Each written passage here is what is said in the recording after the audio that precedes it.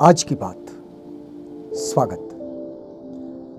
आज की बात को शुरू करते हैं पंजाब राज्य के जिला फतेहगढ़ के सिंघोल गांव से। नाम बड़ा लंबा है लेकिन गांव का इतिहास भी बड़ा लंबा है। फतेहगढ़ साहिब जिले का ये जो सिंघोल गांव है अपने आप में बहुत सारी खूबियों से बना हुआ है।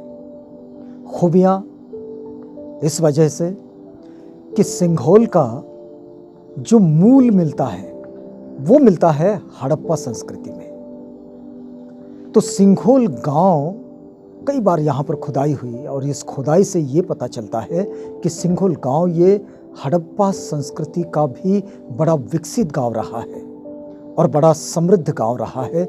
एक ऐसा नगर कि जो पूरी तरह से सर्व सुविधाओं से युक्त रहा उस वक्त में।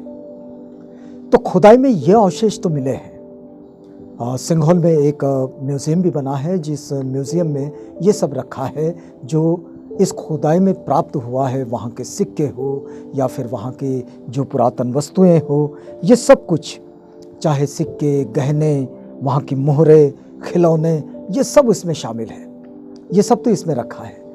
लेकिन सिंघोल में अभी हाल ही में भी खुदाई हुई, लेकिन उससे पहले लगभग 1935 से 1984 तक एक लंबा समय इसकी खुदाई में लगा है। और इसमें जो खुदाई हुई तो पता ये चला है कि यहाँ मौर्य सम्राट अशोक कालीन एक ऐसा नगर है कि जो नगर बौद्ध अनुयायियों के लिए खास तौर पर डिज़ाइन करके बनाया गया था। अब देखिए, बहुत कम ऐसे नगर बनते हैं कि जो विशिष्ट रूप से डिज़ाइन करके बनाए जाते हैं। अभी आजकल कुछ ये रीत चल पड़ी है जब शहरों का विकास होने लगा है, स्मार्ट सिटीज़ बनने लगे हैं और तब कुछ टाउनशिप बाय प्लानिंग के साथ में बनाते हैं। लेकिन उस वक्त में आप कल्पना कीजिएगा, सम्राट अशोका के समय में इस नगर को प्लानिंग के साथ बनाया गया और ये नगर इस खुदाई में पता चला है। एक दूसरी बात कि यहाँ एक और बात पता चलती है और वो बात यह है कि मौर्य सम्राट अशोक ने जो 84,000 स्तूप बनवाए थे, इनमें से कई स्तूप यहीं संघोल में मिले हैं।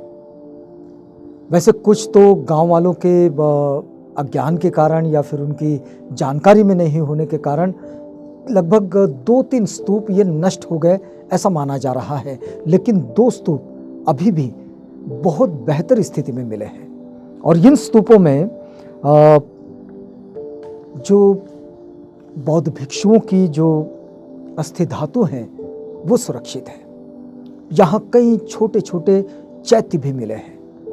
ये चैत्य और स्तूपों के विषय में आपको बता दिया जाए कि चैत्य वो होते हैं जहाँ ये बौद्धों की बड़ी पुरातन परंपरा है कि वे किसी बौद्ध भिक्षु का या फिर किसी ऐसे व्यक्ति का जो धर्म के क्षेत्र में, शील के क्षेत्र में, शील में अधिष्ठित होकर अपना जीवन यापन करते हैं, ऐसे लोगों के अस्थि धातुओं को सुरक्षित रखा जाता है। उनके दाह संस्कार के बाद जब वो प्रयाण कर लेते हैं यहाँ से, इस जीवन से, तो उनके धातुओं को सुरक्षित रखा जाता है और उन्हें एक पात्र में रखकर उस पर एक चैत्य बना दिया जाता है। तो आज भी अगर ये परंपरा को देखें हम तो दादर की चैत्य भूमि में हम देखते हैं कि बोधिसत्व बाबा साहेब डॉक्टर अम्बेडकर का जो स्मारक है वो इन्हीं अस्थि धातुओं पर बना हुआ वो चैत्य स्मारक है। तो इस तरह की ये परंपरा बौद्धों में बड़ी पुरातन परंपरा रही है। ये सम्राट अशोका ने जो 84,000 जो स्तूप बनवाए थे उनमें से 2 स्तूप यहीं संघोल में मिले हैं। ये जो पूरा का पूरा एरिया है, ये इतिहासकारों का ऐसा मानना है कि हुन संप्रदाय ने यहाँ कभी हमला किया था और हुन लोगों ने जब हमला यहाँ पर किया तो ये नगर भी कई बार नष्ट हुआ है। और जब ये नगर कई बार नष्ट हुआ तो इसमें नष्ट होने के बाद भी ये कई बार निर्माण भी होता चला गया, और इसलिए यहाँ की चीज़ें कभी गुप्त संस्कृति से जुड़ी हुई मिलती है, मौर्य संस्कृति से जुड़ी हुई मिलती है, और हड़प्पा संस्कृति से भी जुड़ी हुई मिलती है। आज हम अगर देखें संघोल जाकर तो कुछ स्तूपों के बेसमेंट नज़र आते हैं, और उस बेसमेंट पर लोग अभी जिन्हें अशोक चक्र कहते हैं, ऐसा ही एक चक्र बना हुआ है उस बेसमेंट पर, और वहाँ एक ऐसा स्थान बना हुआ है जहाँ अस्थि धातुओं का पात्र रखा जा सके।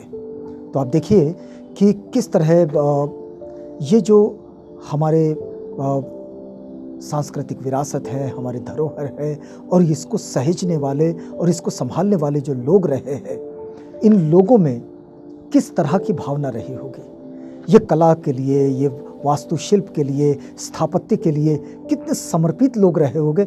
आज भी हम देखते हैं कि उन पत्थरों पर उन्होंने एक एक चीज़ को जो उकेरा है, वो जो नक्काशी उन्होंने की है, कितना बारीकी से उन्होंने उसको सहेजा है, उसको उकेरा है, उसको बनाया है। तो ये जो एप्रिसिएशन है हमारी विरासत का, और इस विरासत को संभालने की जो बात है, ये बात अगर आज हमारे पास में नहीं रही तो बड़ी दिक्कतें होगी। आने वाले वक्त में हम सभ्यता का ये जो विकास का क्रम है, इस क्रम को नहीं सहज पाएंगे, इसे हम आने वाली पीढ़ियों तक नहीं पहुंचा पाएंगे। और इसलिए ये जो उस वक्त की ये जो धरोहर है, इस धरोहर को हम बेहतर तरीके से सहेजें तो देखिए कि हम मानवीय सभ्यता के विकास के क्रम को अपनी पीढ़ियों तक पहुंचा पाएंगे। अब देखिए, अगर कभी संघोल आपका जाना होता है तो आज भी आप देखेंगे कि वहाँ वो जो अस्थिपात्र है, उसमें वो अस्थियाँ, वो फूल आज भी वैसे ही सुरक्षित है।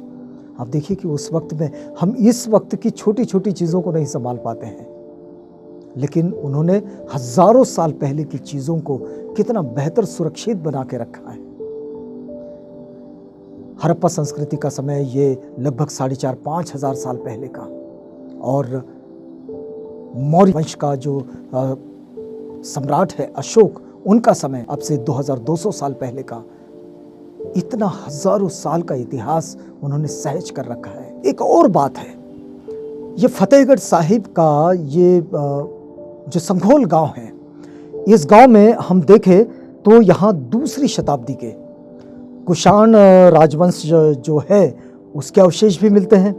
यहाँ तोरमान के सिक्के भी मिलते हैं, और यहाँ मेहरकुल के सिक्के भी मिलते हैं। तो देखिए कि ऐतिहासिक दृष्टि से और पुरातात्विक महत्व की दृष्टि से भी संघोल जो है ये बड़ा महत्वपूर्ण क्षेत्र है। पंजाब का ये जो सांस्कृतिक खजाना है, इस वक्त तो ये संघोल के म्यूज़ियम में रखा है, लेकिन यहाँ पर